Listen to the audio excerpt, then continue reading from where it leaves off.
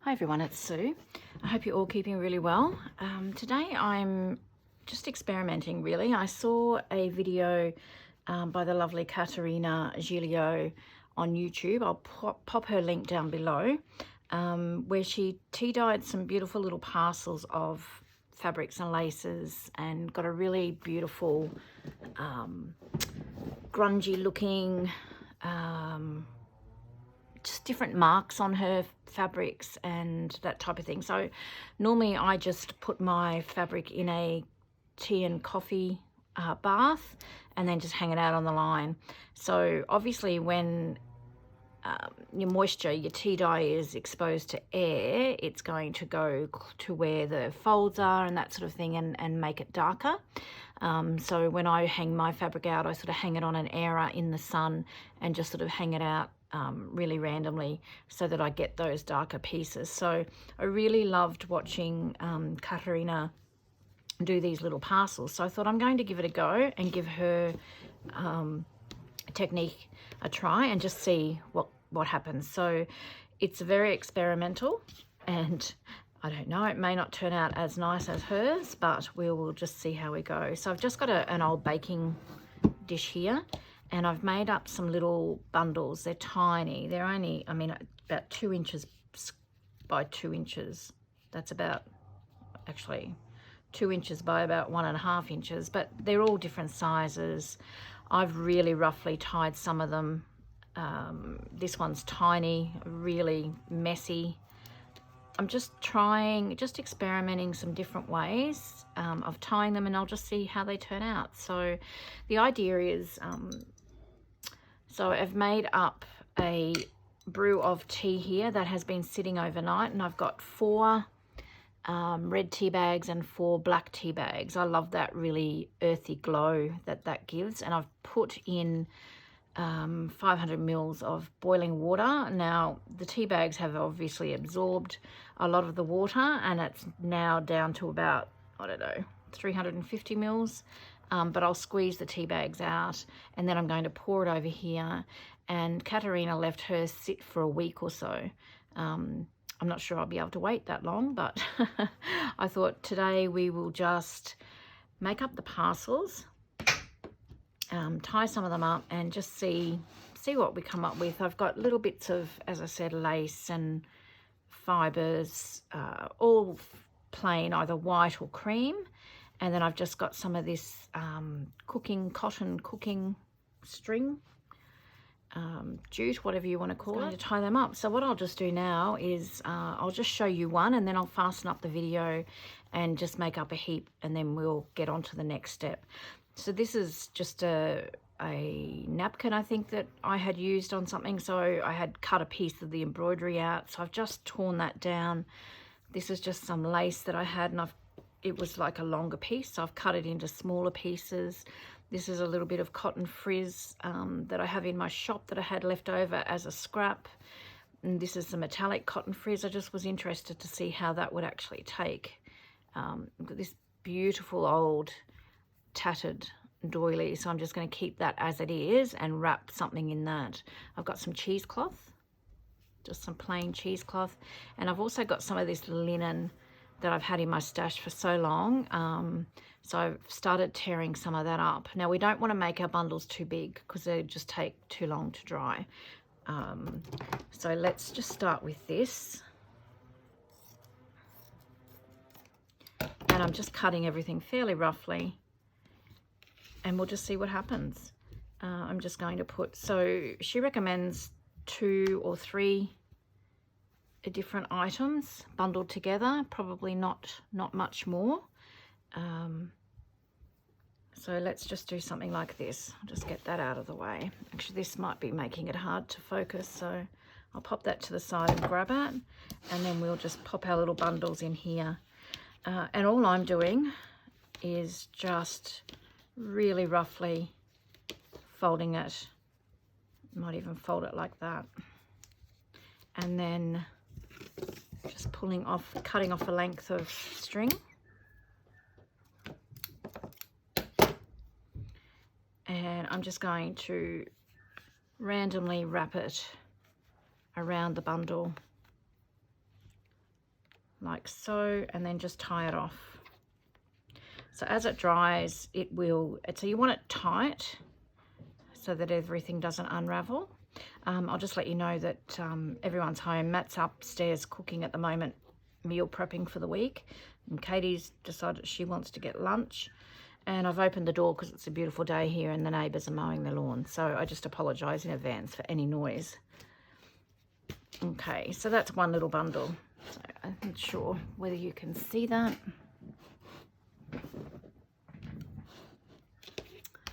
Okay, let's do this with some of this lace. And I've got a little container to the side of me as well. Actually, I'm going to tie this little bundle off, I think, with that metallic cotton frizz. So what have I got here? I've got a drawer with some bits and pieces that I've just shoved in.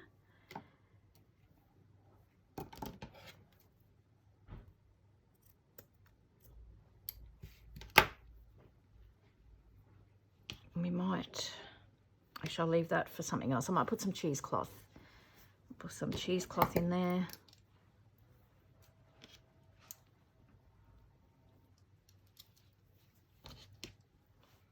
If I can find somewhere to cut.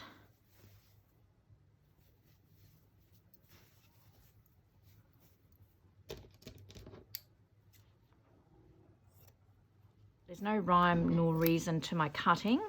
I'm just thinking these pieces I'll be using in clusters and collage. I'm slowly getting back into my slow stitching, so I just thought these pieces could also be used in my slow stitching. So that's just what I'm thinking.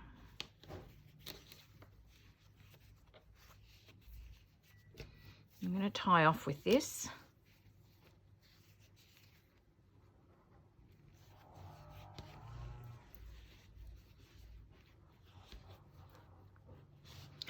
Yeah, so as I said, it's all very experimental, and we'll see how it turns out once it's all dried. So I'm just going to fasten up the video here and make up enough bundles to fill up the base of this tray, and then I'll be back.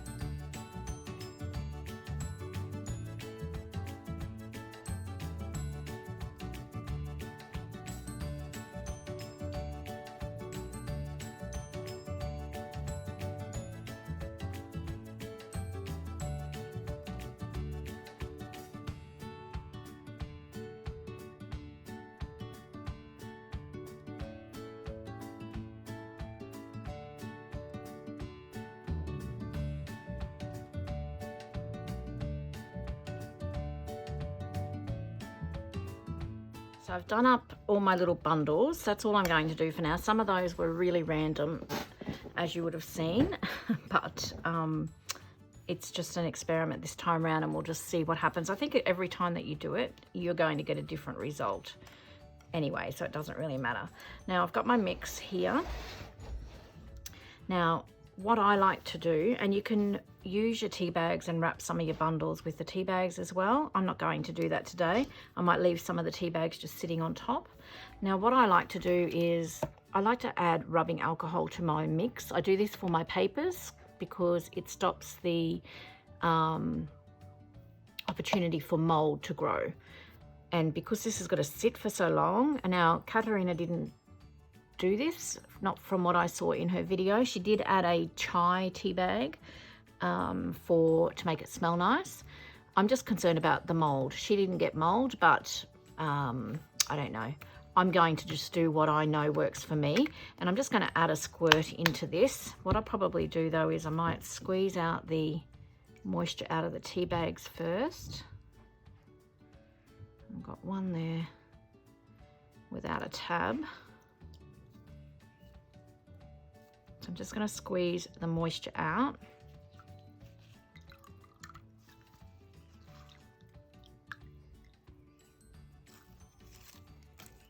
And you can see that nice, like really autumny glow there. So it's probably going to be more, the red tea bags obviously are overpowering the black tea bags, but that's okay. I'm happy with that.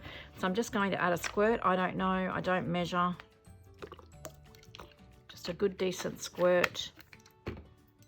And I'm going to pop one back in there just to give that a little bit of a stir. I can untangle all the tea bags now.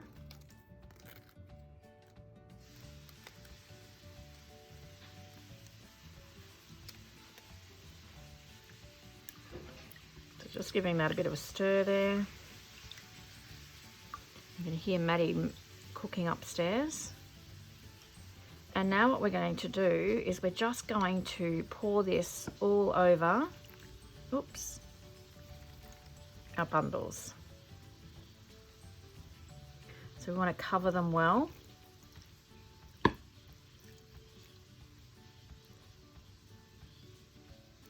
And the mix smells beautiful with that rubbing alcohol in there as well. Okay, so I don't have a wipe, so I'm just going to use a bit of linen here, which is all good because we can use that or re-dye that as well. Now I'm hoping as well, one thing I didn't think of is that that linen's not pre-washed, so I'm hoping that it's the dye bath actually takes to that, but it seems to have mopped that up. Okay, so I'm going to just sort of, I can't remember whether Katarina did this either, but I'm just making sure that we get liquid on all of the bundles. I've kept some of the strings really long because I will keep those strings to go into tags as well.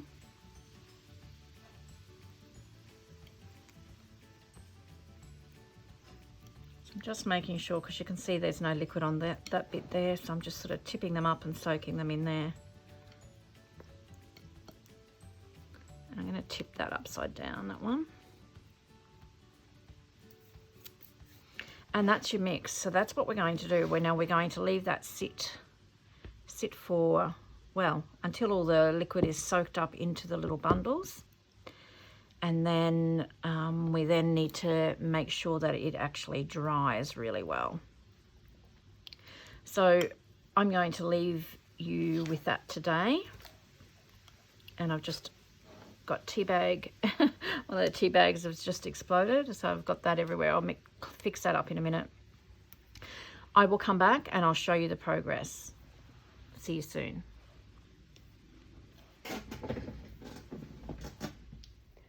Okay, so I'm back. It's actually been more than a week. I have actually ended up in bed with the flu, so these have gone really dark. This is what they started out like, this color, So I don't know whether I've left them too long. They've gone darker than what I expected they would do. And these are the bits that were exposed to the air.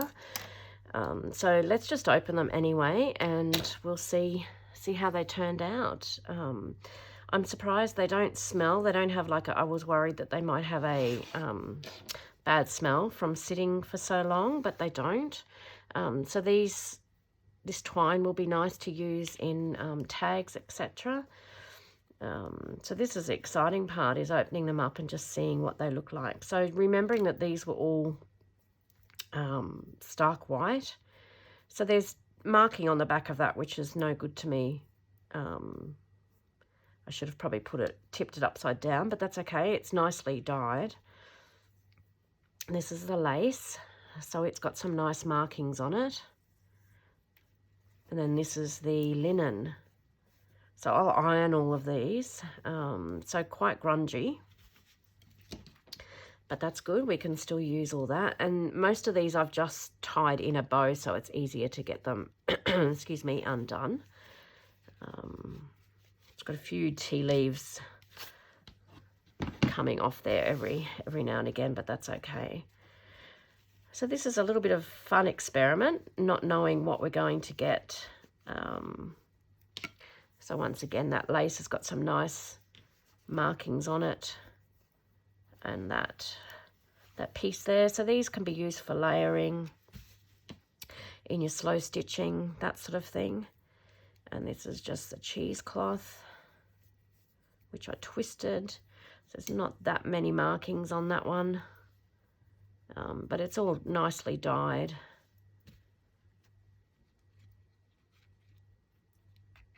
So I'm just going to fasten up the video here now, and as I undo these bundles, and just show you how they all turned out.